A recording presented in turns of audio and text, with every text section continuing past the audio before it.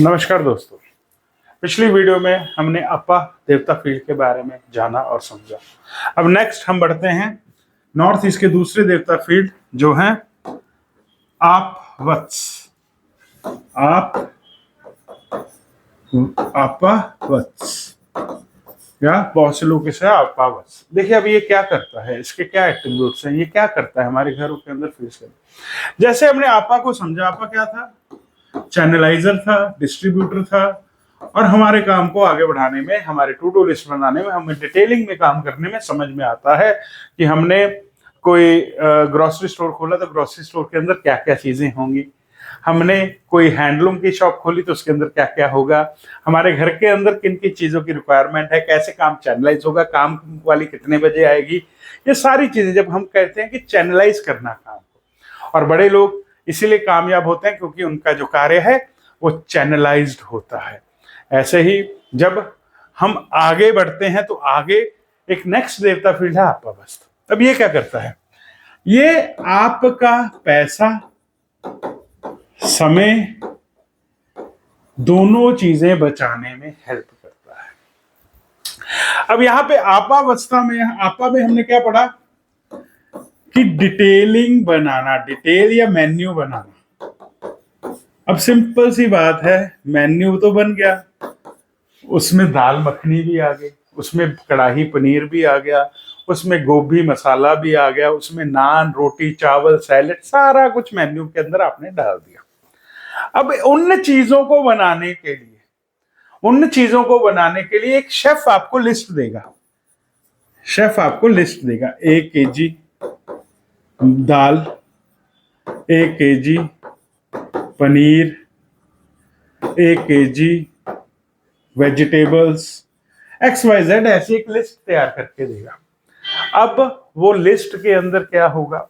अगर आपावस्था बहुत ज्यादा आपका सही है, तरीके से काम कर रहा है, तो जो आपका मेन्यू है उस मेन्यू में जितनी चीजें रिक्वायर्ड हैं आपके किचन में, आपके रेस्टोरेंट के किचन में, उसकी जो लिस्ट है डिटेल में बनाएगा कि आपको सामान कितना चाहिए। सपोज कीजिए उसके अंदर कोई ऐसी एक आइटम है जो बहुत ज्यादा कम ऑर्डर है, तो उसके लिए कितना सामान वहां पे रखना है हमने। अगर कोई चीज दाल है, जैसे दाल नॉर्मल बहुत ज्यादा लगती है, तो उसकी कितनी क्वांटिटी रोज तैयार होगी, उसके लिए कौन कौन सी चीजें हमेशा अवेलेबल रखनी पड़ेगी, उसके लिए कौन से मटेरियल को यूज किया जाएगा, कौन से ब्रांड को यूज किया जाएगा, कौन सी चीज हमें कम कॉस्ट पे और अच्छी क्वालिटी में मिलेगी, कौन सी चीज हमें हर रोज सुबह जरूरत है, और कौन सी चीज हफ्ता 10 दिन के लिए हम स्टॉक करके चला सकते हैं। ये जो समझ है ये आपावस्थ देता है हमें।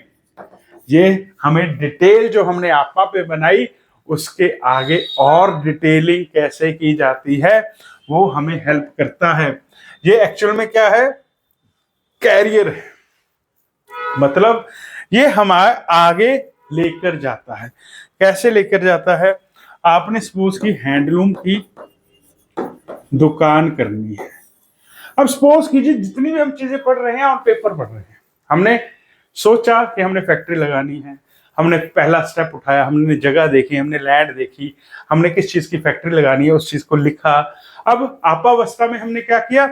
अब उस चीज की डिटेलिंग पे काम करना स्टार्ट कर दिया। डिटेलिंग का मतलब क्या होता है? आपको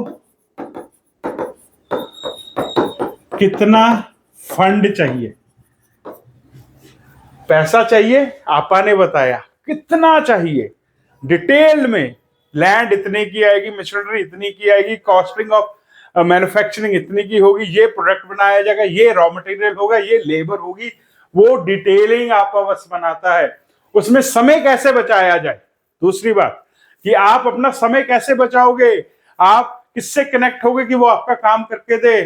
तीसरी चीज, पैसा कैसे बचेगा, कौन सी चीज अच्छी क्वालिटी की कहां से मिलेगी, और उसका रेट भी कम होगा। जिसका आपावस क्लियर होता है वो उसी डिटेल पे पूरी तरह डिटेलिंग में काम करता है। ये आपावस का यही काम है, डिटेल बनाना हर चीज की।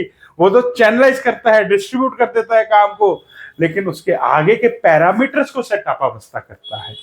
आपकी ग्रोसरी की दुकान है, आपकी हैंडलूम की दुकान है, आपकी किसी चीज की फैक्ट्री है, आपको वो समझ देना कितना रॉ मटेरियल कब चाहिए, कितने रॉ मटेरियल का बैकअप चाहिए, कितने स्टॉक का बैकअप चाहिए। हर डिस्ट्रीब्यूटर को मालूम होता है ना कि सैटरडे संडे को मंडी बंद होगी, ये होगा, ट्रांसपोर्टेशन बंद होगी, तो फ्राइडे को कितना स्टॉक मार्केट में चाहिए, मुझे कितना माल दुकान में हर तरफ चाहिए। ऐसे ही आप जब घर की ग्रोसरी लिखते हो तो घर की ग्रोसरी में तो नमक भी चाहिए, चीनी भी चाहिए, आपको चावल आटा दाल सब कुछ चाहिए।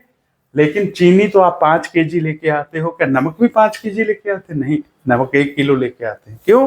क्योंकि उसकी जो यूजेस कंपैरेटिवली चीनी कम होती है।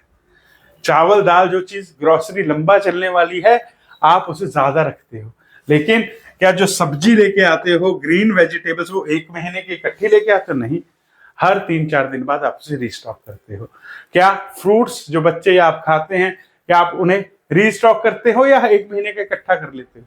वो समझ कि कौन सी चीज कब खराब हो जाएगी, कितनी रखनी है, कौन सी चीज को कब कैसे वो कर देना है, हर चीज में ये काम आता है। आपको हर डिटेलिंग में ये आपको डिटेल साइनेरियो बनाने के काम आता है।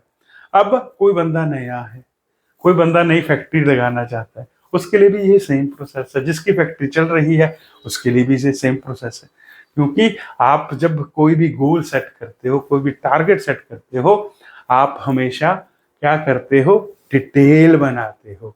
आपको कभी बार सुना होगा ना, बैंक जब आप लोन लेने जाते हो तो वो क्या कहते हैं कि 2-3 साल की एक प्रोपोर्शनेट आप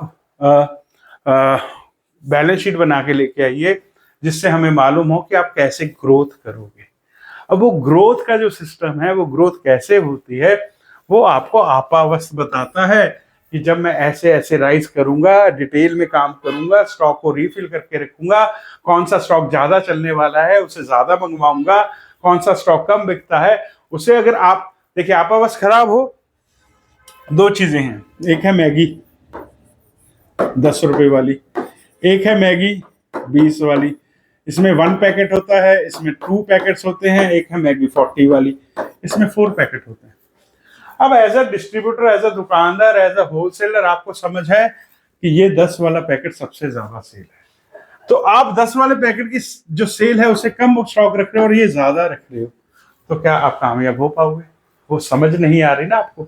वो डिटेल तो आपा ने आपको बता दी कि मैगी को स्टॉक में रखना है, लेकिन डिटेल 100 ग्राम वाली, 200 ग्राम वाली, 400 ग्राम वाली मैगी कौन सी ज्यादा स्टॉक में रखनी है, यही आपावस्त का काम है कि हर चीज पे डिटेल पे काम करना। अगर 100 रुपए की जरूरत है, आपा ने बता दिया 100 की जरूरत है, लेकिन वो 100 कहाँ कहाँ चाहिए, कैसे कैसे चाहिए, कहाँ कहाँ खर्च करना है, डिटेल।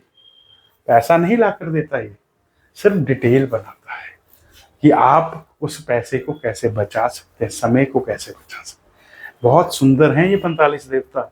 आप जब इन्हें समझ जाते हैं तो आपको मजा आता है इन्हें पढ़ने में। हर हर महादेव, हर हर महादेव।